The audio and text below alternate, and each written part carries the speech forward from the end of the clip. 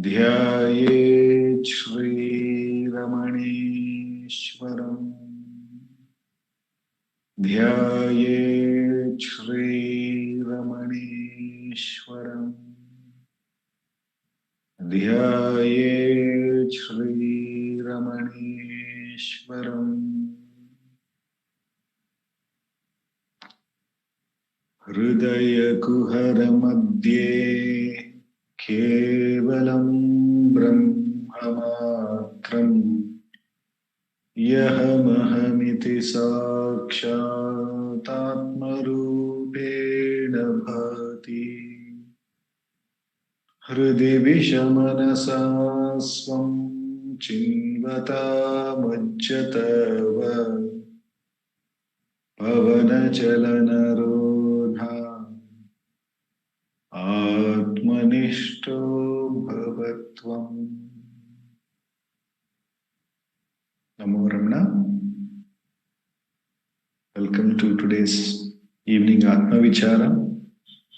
As usual, we will be reading from the book Self-Enquiry 1900 to 1950, a compilation of all the answers by Bhagavan on the subject matter of Atma Vichara by our founder President Sri Ramananjali.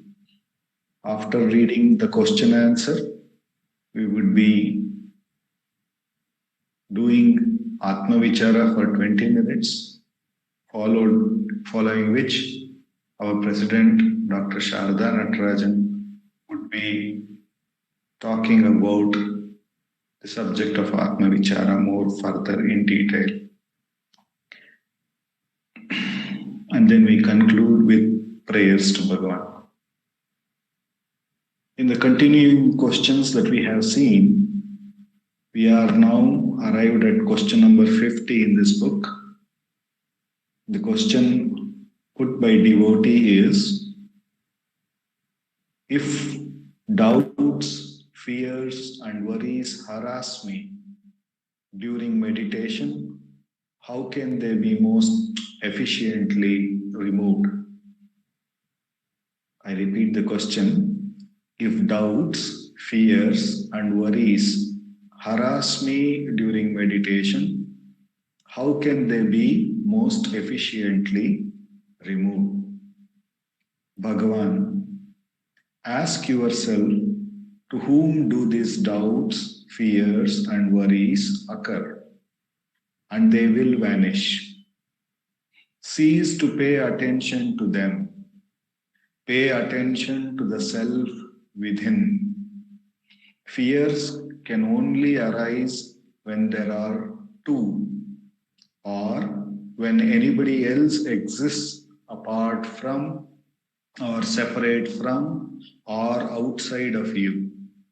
If you turn the mind inwards towards the self, fears will disappear.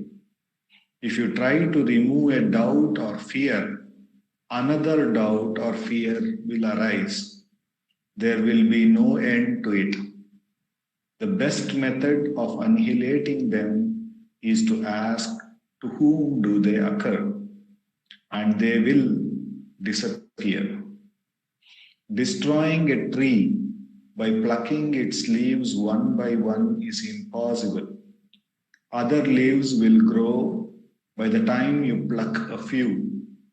Remove the root of the tree, the ego, and the whole tree with its leaf and branches will be destroyed.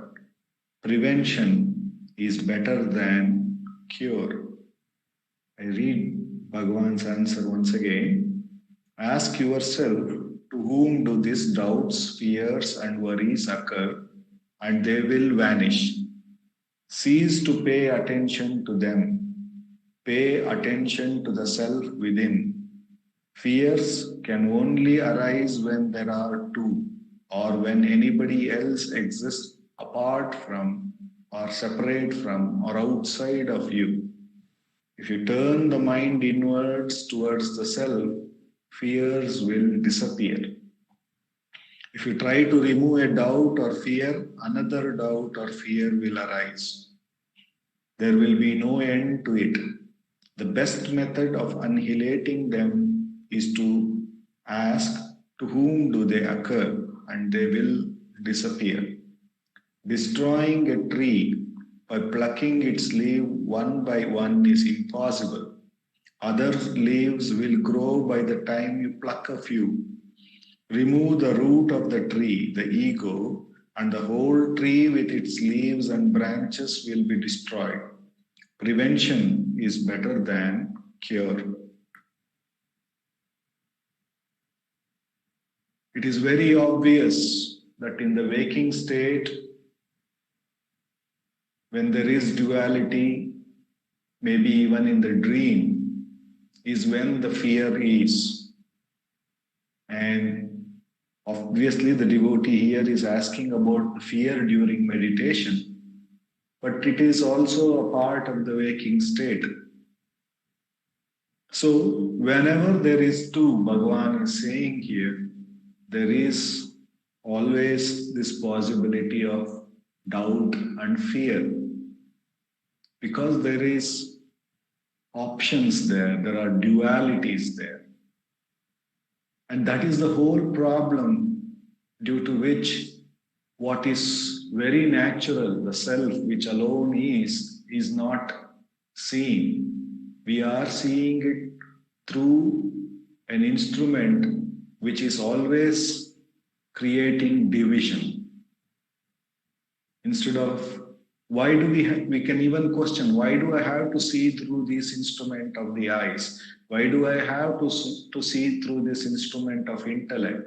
Why do I have to see? Because in deep sleep, I don't have this, and I don't worry looking for it. I don't go looking, where did my intellect go away? Why? And therefore, I don't feel I am less of an intellect person either. So why in the waking state that I need to hold on to these instruments which are constantly creating or giving reality to duality? Why can't I not attend to them and simply remain as the self, as Bhagavan is asking? This is an inquiry that we need to do, because all of this instrument is visible to one entity, which is the self. Therefore, instead of holding on to any of these instruments, why not hold on to the source, which to whom all of this is visible? Bhagavan would give a similar analogy. If we try to hold on to the head of the shadow, if we make an attempt to hold to the head of the shadow, as we move forward to hold the head, the shadow would also move forward. And no matter how much we try in that way, we would never catch the shadow at all. All we need to do, Bhagavan says, is put the hand on one's own head, and the shadow also appears to be captured. So all we need to do is get back to our own self. Instead of relying on all these instruments, which is only an instrument to the self, why not get back to the self which alone is? Bhagavan also says in Saddarshanam,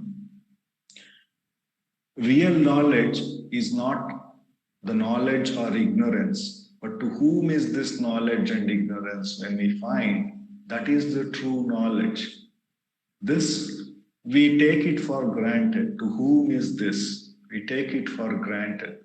We believe very strongly the data that is in the form of the knowledge or coming from the instruments, and therefore we want to see how we can annihilate it, how we can control the instrument and so forth. But to whom is this? When we inquire and go back to the source, and we see that in the source there is no such duality, where there is self alone. And therefore, then there is no need to do anything much with all the instruments and trying to control them or annihilate them. This is what Bhagavan is saying. By instead of trying to pluck individual leaves of a tree, how far can we keep going plucking the leaves? By the time we are done with one branch and move on to the second one, the old branch may again throw out some leaves. So how do we go about plucking? So instead of doing that, he's asking us to go back to the root due to which all of this is. So once we go to the source, that is the root is the ego, that duality itself. Bhagavan says, I is the first person divide. It is the first person plural. So the I idea itself is the first division. So if we go to the source of the division and uproot it, that the only way to uproot it is to see that there is absolutely no division at all. When we see that there is absolutely no division in reality, and this division of I is only an imagination, then alone we will be able to see that we don't have to do anything, that we are the self, and all, if at all this ego rises and creates a duality, that alone we have to let go. The sadhana is only to let go the duality, the idea of duality. The sadhana is not to reach to the self. Self is our real nature, here and now. If at all we need to do anything in sadhana, we just have to let go the idea of division, the idea of duality. What is, by naturally what is only self alone. And that is how the natural thing is. Self alone is. So, if at all we are seeing a division in the self alone is, it is only seen by me. And therefore, the sadhana has to be to only let go of that false division. And moment we let go, what we see, what we realize is self alone is. And by repeatedly or vigilantly keeping an eye to make sure that we let go all the divisions that rises, we are established in the self naturally. That is what we need to do. And to make that happen, Bhagavan has given us this Atma Vichara. In this Atma Vichara, all thoughts, we need to understand that all thoughts, including the I thought, is only a division. And therefore, all we need to do is let go them. We need not pay attention to them. And the only way to do that is inquire to whom is this? And recognize it is for me. And thereupon inquire, who am I really? What do I say as I within me? And when we go to the source of the I, when we go to the root of the I, we see that there is only being, consciousness, peace, bliss inside. That is my reality. There is no thoughts, no divisions that I need to attend to. It is a vast sky of peace, presence, and consciousness that is there. And by repeatedly letting go all the divisions causing thoughts, we are the self and we continue to remain in the self. This is the direct path to the self.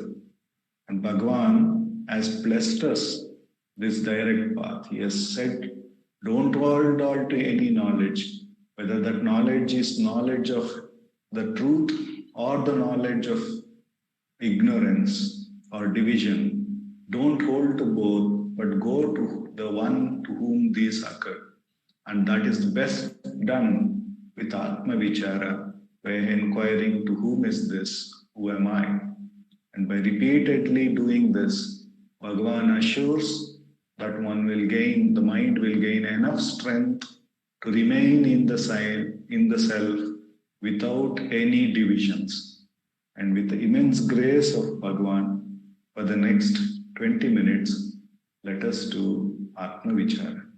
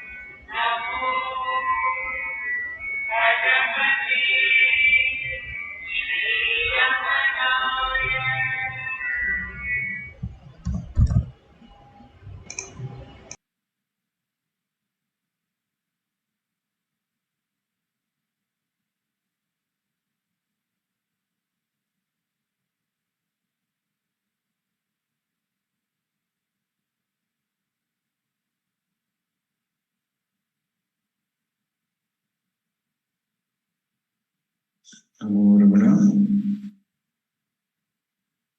Sharda Kade.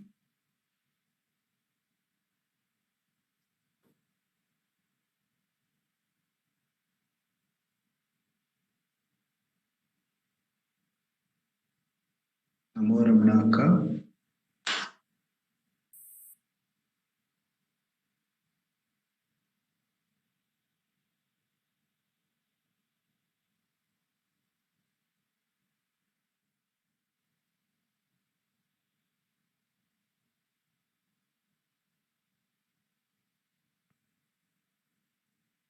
I think Akka is having little difficulty in joining. We'll wait for her. She just joined once again. Okay. Thank you, sir.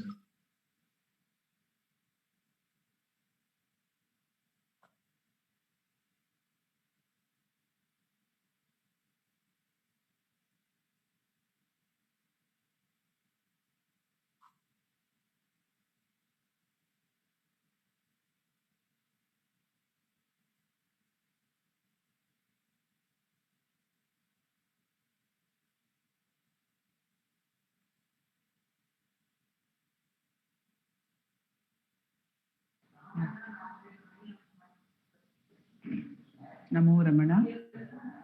Can you hear me? Yes, Akka.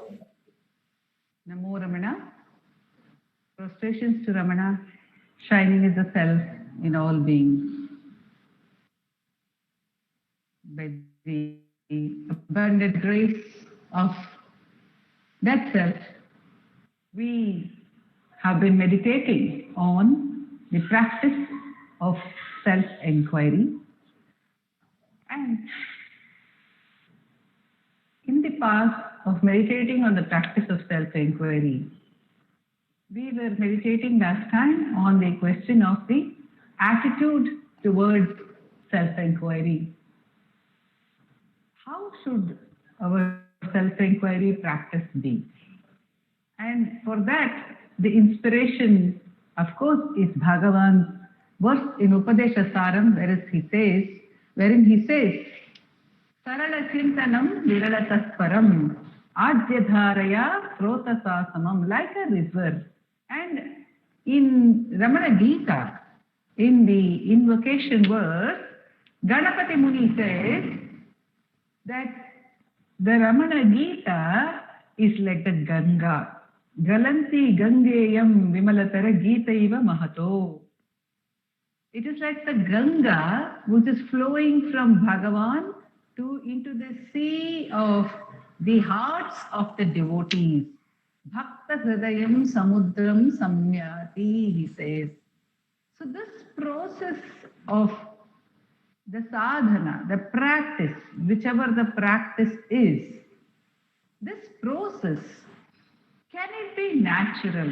Can it be full of love? Because Bhagavan says in his verse where he describes himself as Arunachala Ramana. When he is asked, who are you, Ramana?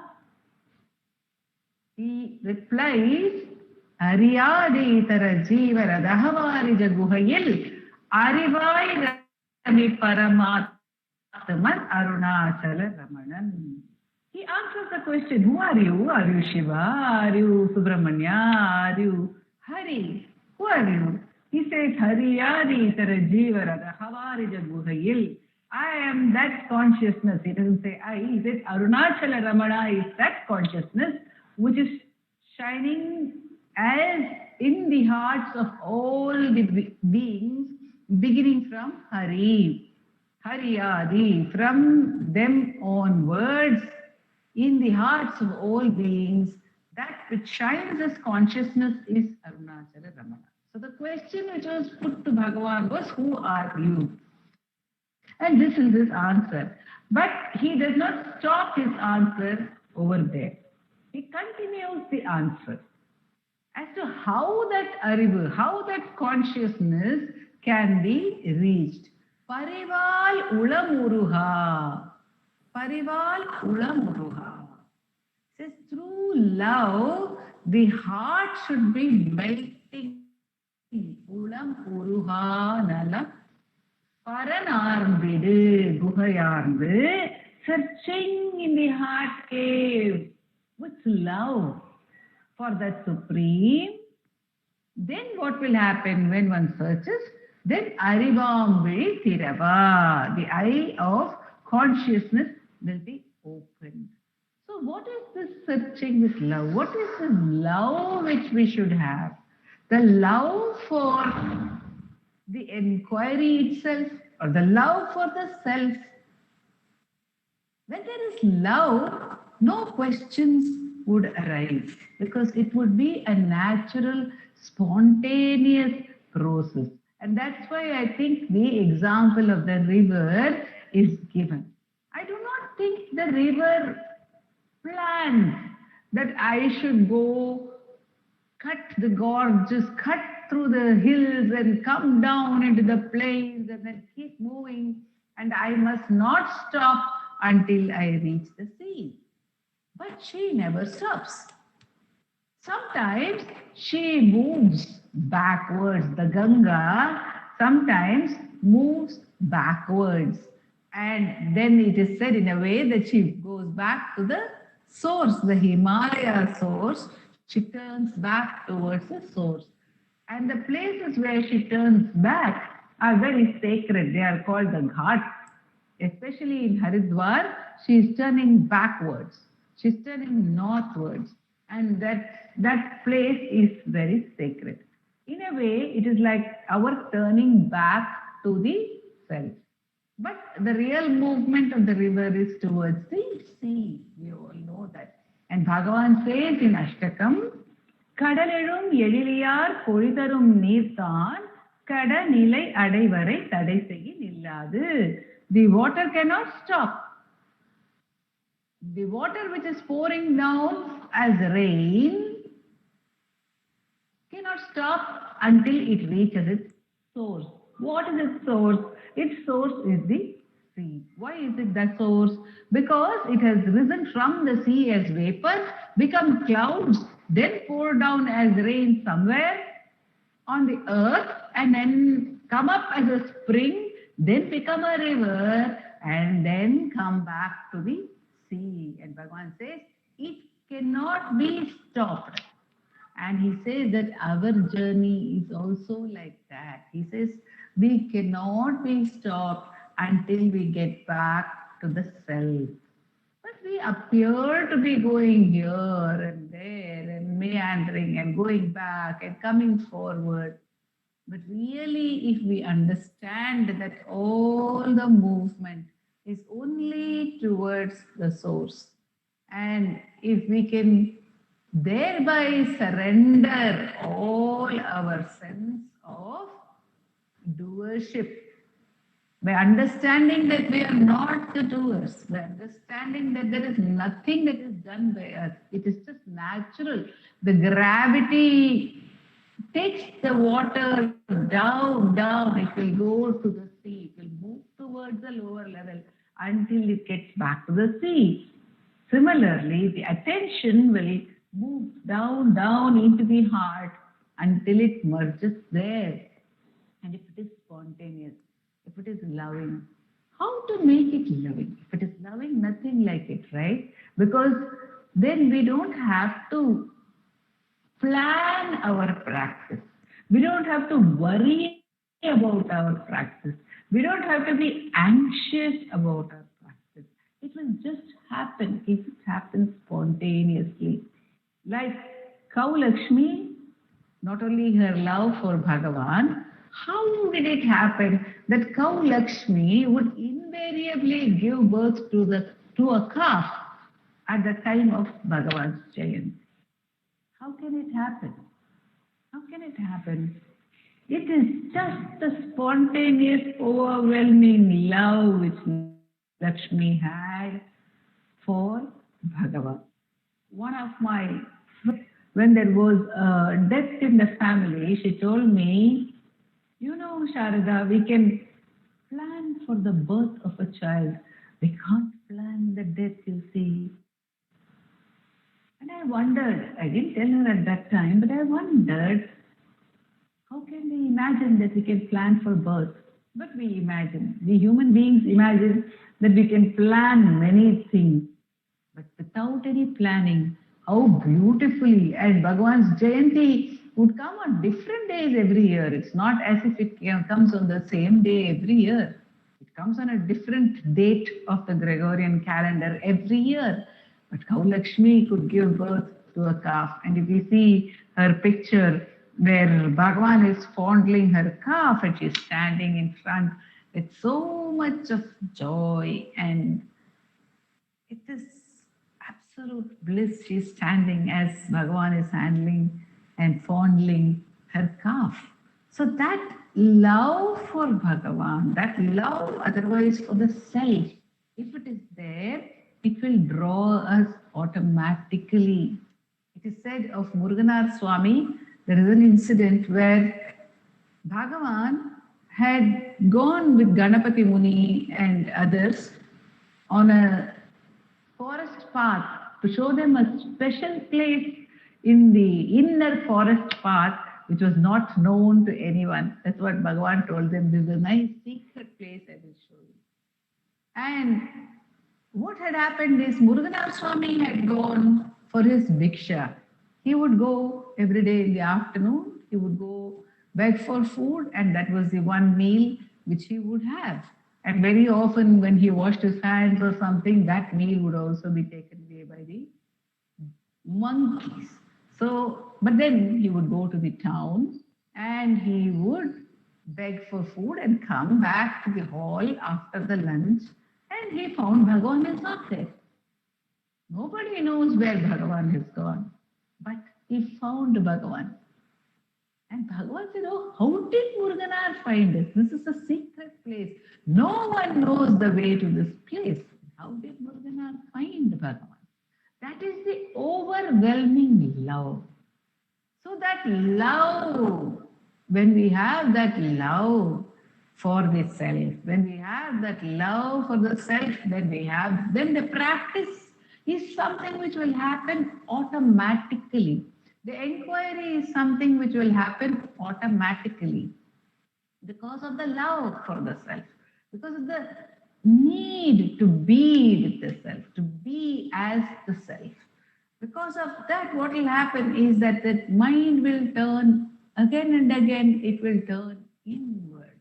It will not be drawn to various experiences. Again, Muruganar Swami says in his Vairagya Tirahavan, I am not drawn to any of these experiences, he says. In fact, it was so difficult for Muruganar to leave Bhagavan's physical presence.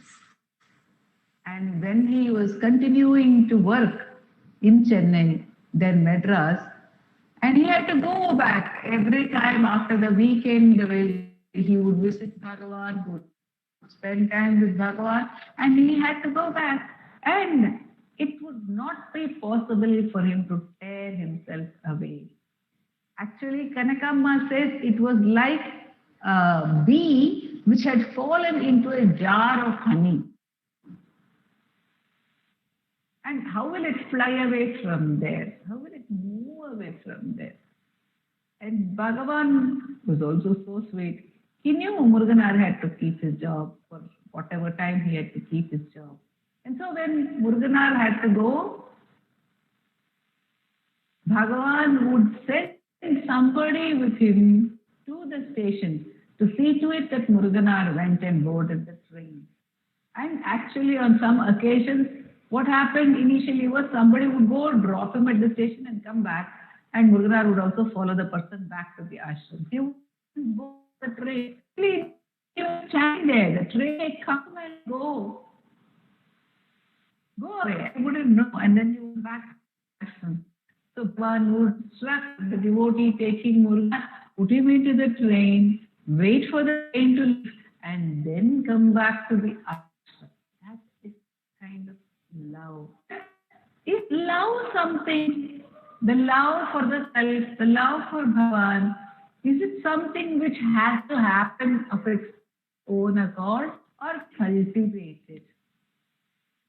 Actually, love is born where there is attention. The more you attention to something, the more there is love for that. It's just attention.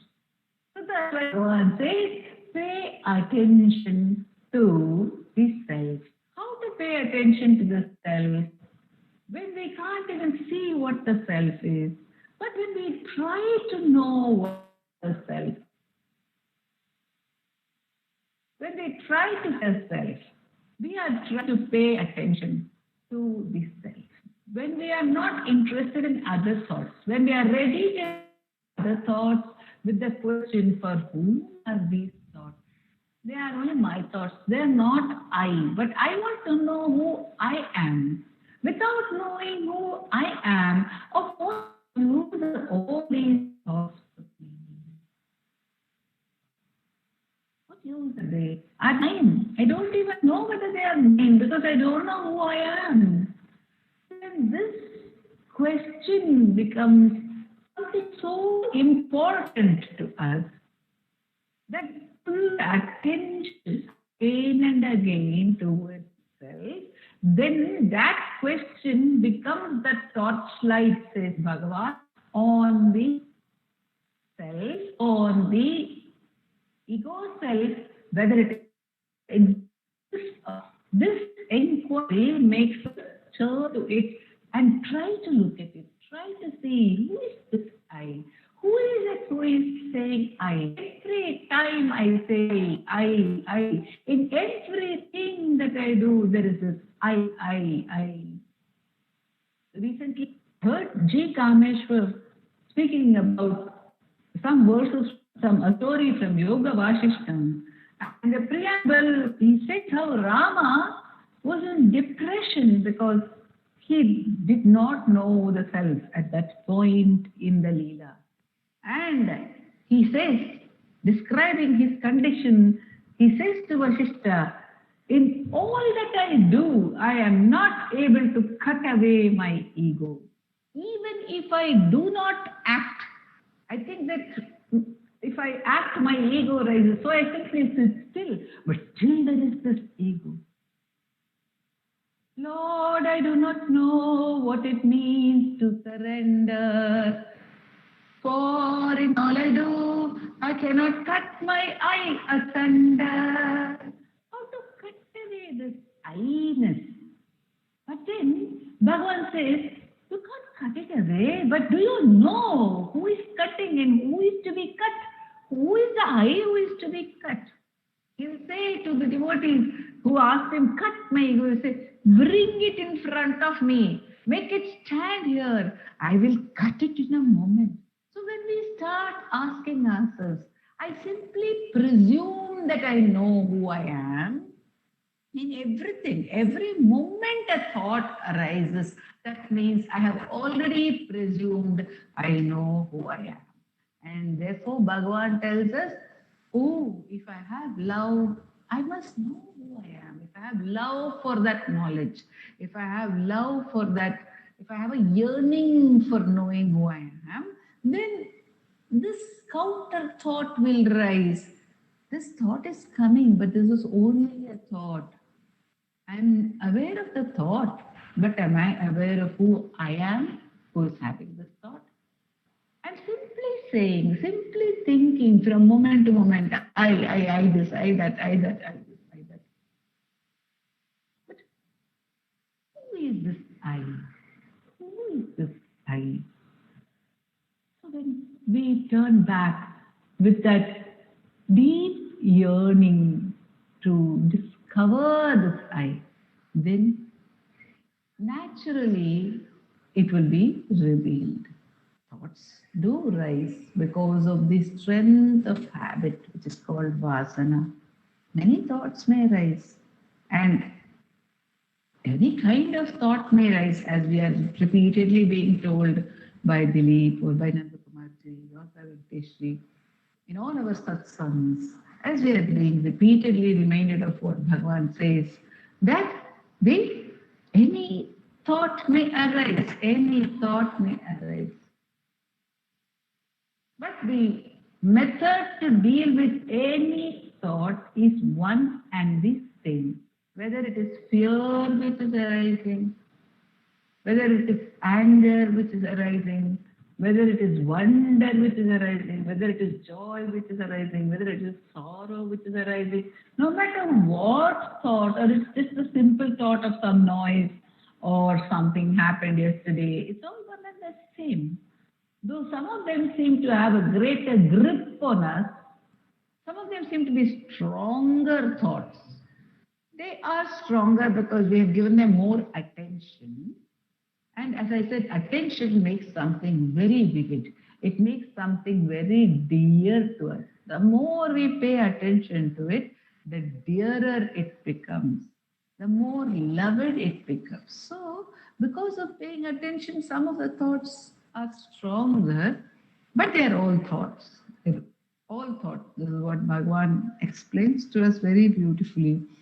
So, whenever a thought arises for us, to tell us is with great love, not by any coercion, not by forcing ourselves to turn within, not by thinking we're going to achieve anything, but just out of that love for being with the self. Who is this I? Who is this I? Just to know that, just because I want to know, I want to discover who this I is. If we keep turning within, if we keep turning within persistently, then that being of the very nature of love, it will envelop us, as it were. The sense of separateness will be enveloped. The sense of separateness will be swallowed. That illusory sense of separateness will be swallowed, and the grace alone will remain. Om Namo Bhagavate Sri Ramanasramam. There seems to be some question. Is it? I cannot see, Dilip. Yes, Saka, it In the is. chat, can you see it? Yeah, it is by Janaki. Can you move it? It's by Janaki Ma. The question is, I have a question. Fears and doubts can also trouble you anytime. It need not be only during meditation. The question today we read was fears and doubt trouble us during meditation. But Janaki Ma is telling that it is not only during meditation, it can trouble us even during other times. Bhagavan says all time is meditation time. All the time is meditation time. So, whenever anything troubles us, the same answer is there. He says 24/7 should be meditation time. Santatam salipara santoshamagave. 24/7, remember, get back to the question. So, whenever a doubt, meditation time, the special benefit of meditation time is that it's like having a control group in a psychology experiment. You know, in a psychology experiment, the mouse, some experiment is done on the mouse, there is a simulated situation. It's not a real situation. It's not a real life situation. Or one can say it's like learning to do warfare. The princes are taught how to fight. Or there is a mock fight which is happening for those who are soldiers who are trained, etc. Now the mock fight is not the real fight, but the mock fight enables us to strengthen ourselves for the real fight. So meditation time is not different from the rest of the time in the day, obviously not. Meditation time is only to be able to apply what we are doing under easier circumstances. Because easier, why? Because in meditation time, we are not moving physically, our are all withdrawn. At least there is an effort to withdraw the senses, and there is a possibility of withdrawing the senses. senses and sitting down during meditation time. Whereas when we are moving around, when we are in the midst of the office work, in the midst of the housework, when we are with people, it's very difficult to pull back the senses. I can't close my eyes at that time. I have to keep my eyes open, I have to keep my ears open. I may have to be eating something, tasting something. All this is happening. So, without all this, if I am able to tackle my thoughts, at least at that time, then there is a possibility that I can apply it little more easily when I am in the midst of the warfare, when I am in the midst of the emotion. If I am able to at least look at my thoughts even during meditation time, if I cannot drop my thoughts, then what to say of the time when I am actually in the midst of the world? So Bhagavan says, do this 20 minutes meditation. And in this 20 minutes meditation, it is a simulated world. It's very clear to us that everything is happening within us. Whereas it's so clear when we have our eyes open and we are working, that everything is happening, actually still happening within us. That's not so clear to us. But when we have our eyes closed in meditation, it's very clear. This entire picture of thoughts are all just coming and rising. It's all within me.